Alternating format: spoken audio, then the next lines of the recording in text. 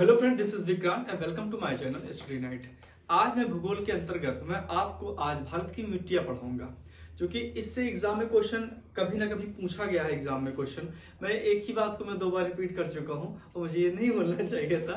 तो आज का जो टॉपिक है वो मिट्टियां है। अब मिट्टी क्या है, आपको पता है कि जब पृथ्वी ठंडी हो रही थी तो ज्वालामुखी उद्गार के कारण जब लावा बाहर निकलता है तो वो समय के साथ में जब वो ठंडी होती है तो वो चट्टान का शेप ले लेता है। और मैंने चट्टान के टॉपिक में आपको पढ़ाया था कि चट्टानों का क्रम कैसा है, और समय के साथ में 2 से 3 बाह्य जो शक्तियां काम करती हैं, जैसे कि एक अपक्षय होता है, एक अपर्दन होता है, एक निक्षेपण। इनकी प्रक्रिया के माध्यम से, जलवायु प्रक्रिया के माध्यम से मिट्टी का निर्माण होता है। तो मिट्टी एक प्रकार की दानेदार परत होती है जो ऊपरी लेयर पाई जाती है। इसमें पेड़ पौधे अन्य चीजों से मिलकर ये लाखों वर्षों में एक निर्माण की एक प्रक्रिया के माध्यम से ये मिट्टियां बनी होती हैं। तो मिट्टी जो हम भारत में पढ़ेंगे प्रमुख 8 प्रकार की पढ़ेंगे। ICAR Indian council of agriculture research, भारतीय कृषि अनुसंधान परिषद के माध्यम से भारत में 8 प्रकार की प्रमुख मिट्टियां बताई गई और इन 8 प्रकार में प्रमुख हम 4 मिट्टियों को विशेषकर टारगेट करके पढ़ेंगे।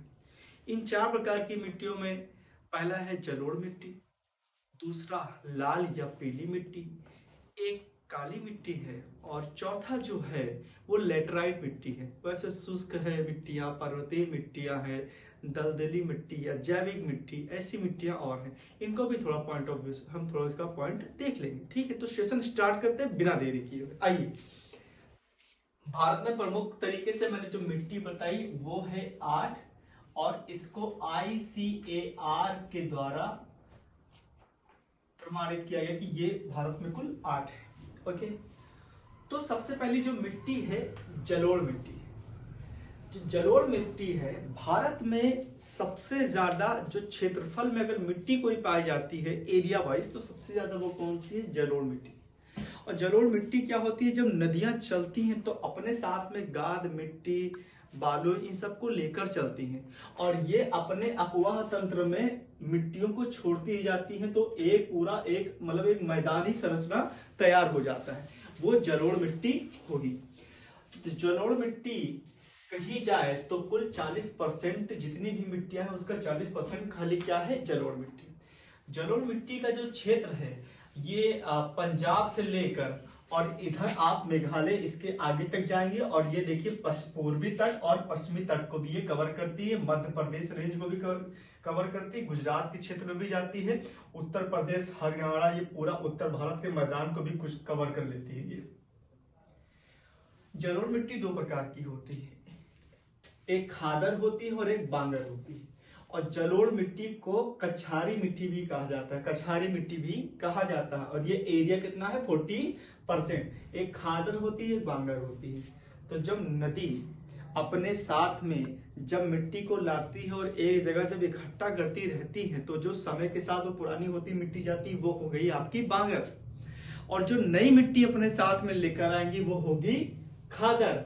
तो मिट्टियां जब अपने साथ में चलती तो काफी लवण यानी पोषक तत्व उसके साथ में रहते, तो ये काफी उपजाऊ मिट्टी होती है। अर्थात यहाँ पर कृषि के अगर रूप में देखा जाए तो ये मिट्टी बहुत ही इंपॉर्टेंट है। इसमें आप गन्ना है, इसमें आप धान है, गेहूं है, बहुत से इंपॉर्टेंट फसल आप इसमें उगाते हैं। और अगर धान के लिए बहुत ही इंपॉर्टेंट है तो आपको पता है धान आपका चाहे पश्चिम बंगाल हो, पंजाब हो, उत्तर प्रदेश हो, हरियाणा हो, ये बेल्ट हो, मध्य प्रदेश, ऐसे क्षेत्र में धान काफी होता है। यानी आप ये जान लेते हैं कि ये कृषि के लिए बहुत ही इंपॉर्टेंट है, और इसमें प्रमुख फसलों में धान और अभी सारी चीजें आपको मैंने बता दी है। अच्छा, होता क्या, भारतीय मिट्टियों में 2 से 3 पोषक तत्वों की विशेषकर कमी पाई जाती है। एक होता है नाइट्रोजन, एक होता है फास्फोरस, और एक है ह्यूमस। अब ये सूक्ष्म तत्व हो गए। ह्यूमस क्या होता है? तो जो पेड़ पौधे जीव जंतु जब नीचे गिरते हैं मिट्टी में, उसमें मिल जाते हैं, सड़ गल जाते हैं, तो एक काली संरचना, काले और भूरे रंग की संरचना जो तैयार होती है वही क्या है, ह्यूमस। यानी ये उर्वरता के लिए बहुत ही इंपॉर्टेंट है, ऐसा मान के चलते हैं। तो जो दलदली क्षेत्र है वहां पर ह्यूमस की मात्रा अधिक होती है, ठीक है। जैसे यहाँ पर जो तराई क्षेत्र, यहाँ पर ह्यूमस की मात्रा ज्यादा होगी। तो जलोढ़ मिट्टी में आपका नाइट्रोजन और ये ह्यूमस की कमी इसमें होती है, नाइट्रोजन और ह्यूमस की कमी होती है, ठीक है। और जो अन्य है, चूना है, पोटास है, इन सब की इसमें अधिकता होती है, ठीक है। तो पहला हमने कवर किया जलोढ़ मिट्टी, जिसको उपनाम मैंने कहा ये कछारी मिट्टी है और ये 40% कवर करती है। इसमें भी एक खादर होता है और एक बांगर होता है, एक भाबर भी होता है, ठीक है। और नाइट्रोजन ह्यूमस की कमी होती है, ये वेरी इंपॉर्टेंट होता है, नाइट्रोजन और ह्यूमस की इसमें कमी होती है, ओके। जस्ट इसके बाद में हम नीचे आते हैं लाल मिट्टी। देखिए भारत में एरिया वाइज देखा जाए तो सबसे पहले जलोढ़ मिट्टी है, फिर लाल या पीली मिट्टी, फिर काली मिट्टी, फिर लेटेराइट मिट्टी। अगर क्रम आपसे पूछा जाए तो आप कहेंगे सर पहले जलोढ़ मिट्टी है, फिर दूसरी लाल या पीली मिट्टी है, तीसरे नंबर पे काली मिट्टी आती है और चौथे नंबर पर एरिया वाइज लेटेराइट मिट्टी या मखरली मिट्टी भी कहा जाता है इसको। ये 4 प्रमुख मिट्टियां भारत में, हम इसी को विशेषकर टारगेट करके आपको बता ही रहे हैं, ओके। तो अब जो नेक्स्ट है मेरा वो लाल या पीली मिट्टी, इसके बाद हम ऑर्डर से पढ़ेंगे, पर मैंने ऊपर काली लिख दिया था, वो तीसरे नंबर पे आता है, तो हम ऑर्डर से चलेंगे, पहला, दूसरा, फिर तीसरा, फिर चौथा पढ़ेंगे। तो दूसरी है लाल और पीली मिट्टी। लाल और पीली मिट्टी का मैंने एरिया, देखिए ये जो ग्रीन कलर से जो मैंने शो किया था ये जलोढ़ मिट्टी का क्षेत्र था, और ये जो क्षेत्र है, ये जो चीज आंध्र प्रदेश में है, तमिलनाडु में, इसमें लाल या पीली मिट्टी का ये क्षेत्र मैंने आपको दिखाया, लाल या पीली मिट्टी का। इतना इसका इंपॉर्टेंट रोल नहीं, पर ये आप जान लीजिए कि ये तमिलनाडु है, आंध्र प्रदेश में इस मिट्टी की अधिकता है, यानी इस एरिया में ये ज्यादा पाई जाती है। और इसका लाल रंग फेरिक ऑक्साइड के कारण ही होता है। पूछेगा लाल रंग किसके कारण होता था, आप कहेंगे ये फेरिक ऑक्साइड के कारण होता है। और ये बंजर भूमि होती है, और ये भूमि विशेषकर बाजरे की खेती के लिए ही बहुत महत्वपूर्ण है। बाजरे की खेती के लिए अगर आपसे प्रश्न पूछे कौन सी भूमि आवश्यक है, तो आप कहेंगे उसके लिए लाल या पीली मिट्टी वाला क्षेत्र। लाल मिट्टी में ही जब आपका बारिश होता है और जल जब मिल जाता है तो वही पीली मिट्टी बन जाती है। तो पीली मिट्टी का मतलब है कि लाल, जब उसका रंग जो लाल है फेरिक ऑक्साइड के कारण, जब जल या पानी उस पर पड़ता है और जब वो गीली हो जाती है तो फिर वही क्या हो जाएगी, पीली मिट्टी हो जाएगी, ठीक है। इसके बाद में जो हम तीसरी मिट्टी पढ़ते हैं वो पढ़ते हैं काली मिट्टी। अब काली मिट्टी बनी कैसे, तो आप समझिए, जब ये नीचे आपको पता था ये भारत एशिया में नीचे अफ्रीका कॉन्टिनेंट था, तो अब ये जब नॉर्थ उत्तर पूर्व दिशा में ऊपर की ओर खिसकी तो अफ्रीका बेल्ट से जब अलग हुई तो दरारी उद्भेदन हुआ। तो ज्वालामुखी प्रक्रिया के कारण जब प्लेटें रगड़ती हैं या अलग होती हैं तो दरारी उद्भेदन के कारण ज्वालामुखी विस्फोट, तो ज्वालामुखी उद्गार के कारण यहाँ पर उसका निक्षेपण हो गया, वो चीज गिरी। और समय के साथ में जब लावा का ठंडा होगा तब वो बेसाल्ट चट्टानों के रूप में, देखिए मैंने स्ट्रक्चर भी बता दिया है, जब दरारी भेदन हुआ यहाँ गिरा तो वही लावा के बाद में वो क्या बन जाएगी, बेसाल्ट चट्टानें। और वो समय के साथ काफी लाखों समय बाद ये धीरे धीरे बेसाल्ट चट्टानें किस में परिवर्तित हो जाएंगी, काली मिट्टी में। तो लावा से बेसाल्ट चट्टानें, इसी से काली मिट्टी। बेसाल्ट का आगे आपको पता है कार्यांतरित चट्टानें और ऐसी चट्टानें बनती रहती हैं। तो बेसाल्ट से फिर ये क्या बन गई, काली मिट्टी। जो काली मिट्टी है, काला रंग इसका टिटेनिफेरस मैग्नेटाइट के कारण होता है। आपसे पूछा जाए कि काली मिट्टी का काला रंग किसके कारण है, तो आप कहेंगे टिटेनिफेरस मैग्नेटाइट के कारण काली मिट्टी का काला रंग होता है, ठीक है। लाल मिट्टी का लाल रंग क्यों था, तो मैंने कहा था फेरिक ऑक्साइड, लौह तत्व की अधिकता के कारण। भी मान लेते हैं कि इसका क्या है, लाल रंग है, ठीक है। वैसे लौह ऑक्साइड तो लेटराइट में है, बट वो आगे आने वाला है। तो मैंने भी काली मिट्टी की बात कर ली कि लावा का जब ठंडा होना होगा और जो ठंडी होगी तो उससे बेसाल्ट चट्टान बनी और बाद में वही काली मिट्टी के रूप में हो गई। और इसका जो क्षेत्र है देखा जाए तो विशेषकर महाराष्ट्र और मध्य प्रदेश क्षेत्र को ये कवर करती, कुछ राजस्थान तक का क्षेत्र भी ये चला जाएगा। ठीक है, तो विशेषकर 2 महाराष्ट्र मध्य प्रदेश में काली मिट्टी अपने को कवर करती। अब काली मिट्टी को कपास मिट्टी भी कहा जाता है, क्योंकि काली मिट्टी में कपास बहुत अच्छे तरीके से उगती है, यानी कि उसके लिए जो उचित जो मानक होना चाहिए वो काली मिट्टी के अंदर कैपेबिलिटी है कपास को उगाने के लिए। महाराष्ट्र में काफी कपास होता है, तो काली मिट्टी में कपास होता है, इसी को रेगुर मिट्टी कहा जाता है, रेगुर मिट्टी कहा जाता है। ठीक है, क्योंकि काली मिट्टी की क्वालिटी है कि ये जल धारण की क्षमता इसके अंदर काफी होती है, यानी अच्छा जल धारण की क्षमता का मतलब जितनी भी मिट्टी का जो सबसे छोटा कण है, अगर छोटे छोटे कण हैं मिट्टी में सबसे ज्यादा, तो वो जल ज्यादा धारण करेगी। अभी बड़े बड़े कंकड़ की तरह हो तो वो जल कहाँ धारण कर पाएंगे, वो तो निकल जाएगी। भाबर क्षेत्र के नीचे जो ये जो तराई क्षेत्र इधर पड़ता है, तो आप देखते होंगे कि बड़े बड़े गिट्टी मोरंग होता है, तो उसी के नदियां नीचे गायब हो जाती, पता नहीं चलता किसकी नदियां वो आगे जाके निकलती हैं आगे। तो इसमें जल धारण की क्षमता ज्यादा है, और जब धूप पड़ती है तो मिट्टियां चिटक जाती हैं और गैफ हो जाता है, तो इसीलिए इसको स्वतः जुताई वाली मिट्टी भी कहा जाता है।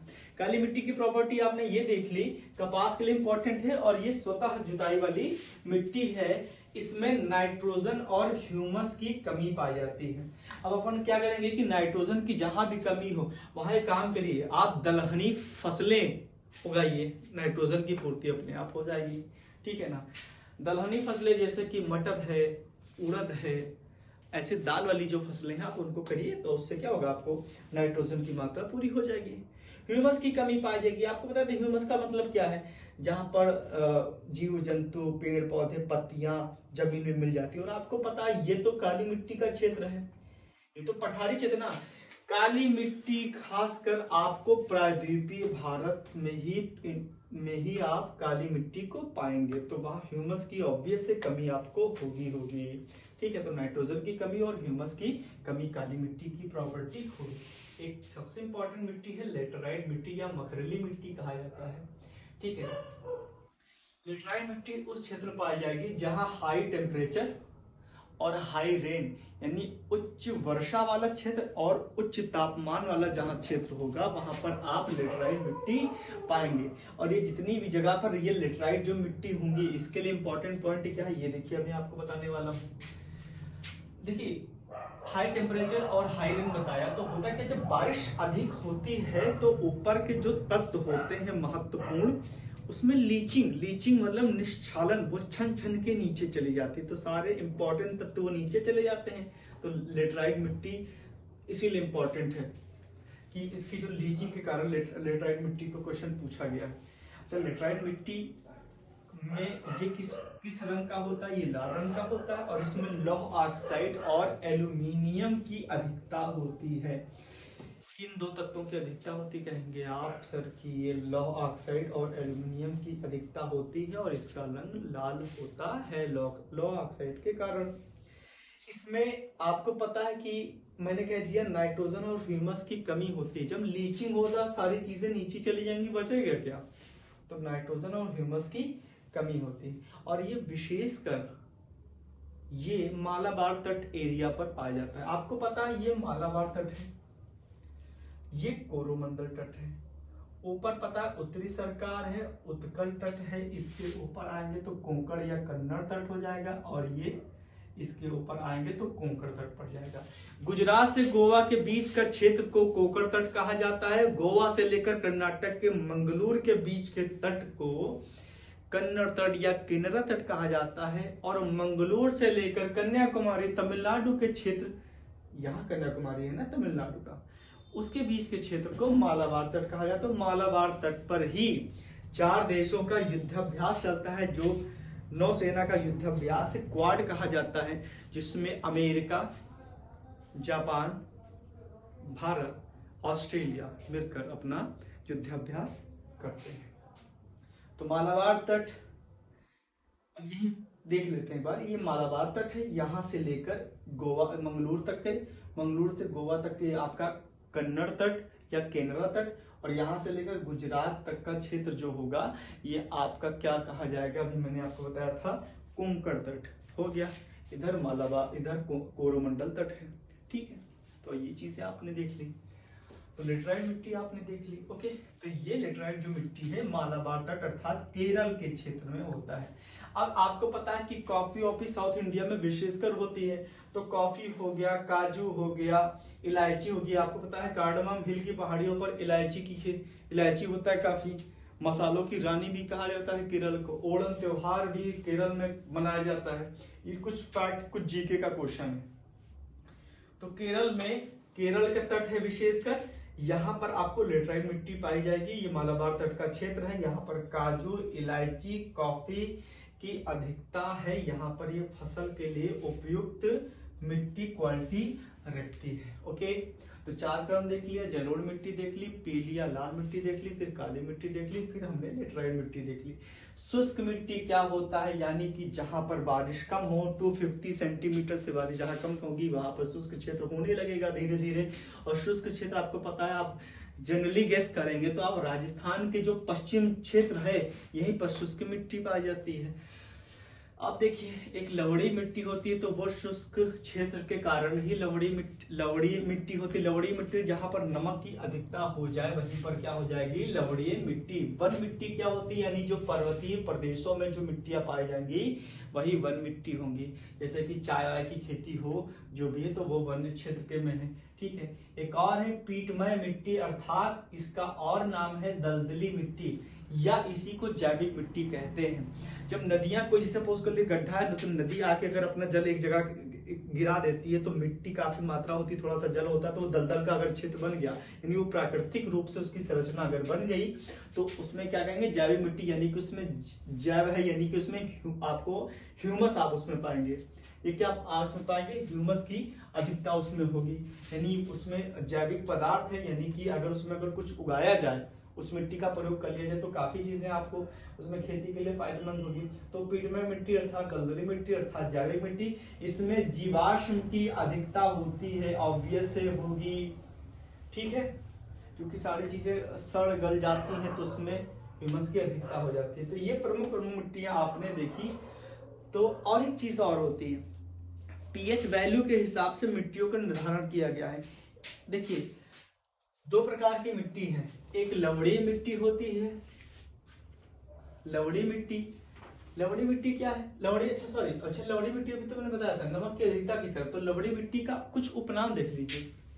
अभी जो मुझे आपको बताना है वो अम्लीय मिट्टी और क्षारीय मिट्टी बताना है। लवड़ी मिट्टी, इसी को रेह मिट्टी, ऊसर मिट्टी, कल्लर मिट्टी। देखिए, कुछ उपनाम आपने अभी तक देखे। जलोढ़ मिट्टी को कछारी मिट्टी कहते हैं। ठीक है, रेगुर मिट्टी काली मिट्टी को कहा जाता है, रेगुर मिट्टी काली मिट्टी को कहा जाता है। जैविक मिट्टी या पीटमय मिट्टी, ये दलदली मिट्टी को कहा जाता है। ये कुछ, और काली मिट्टी को ही स्वतः जुताई की मिट्टी भी कहा जाता है, इसी को रेगुर मिट्टी भी कहा जाता है। ठीक है, और लवड़ी मिट्टी को रेह, ऊसर या कल्लर मिट्टी भी कहा जाता है। लवड़ी मिट्टी सर्वाधिक भारत में गुजरात के क्षेत्र में पाई जाती है।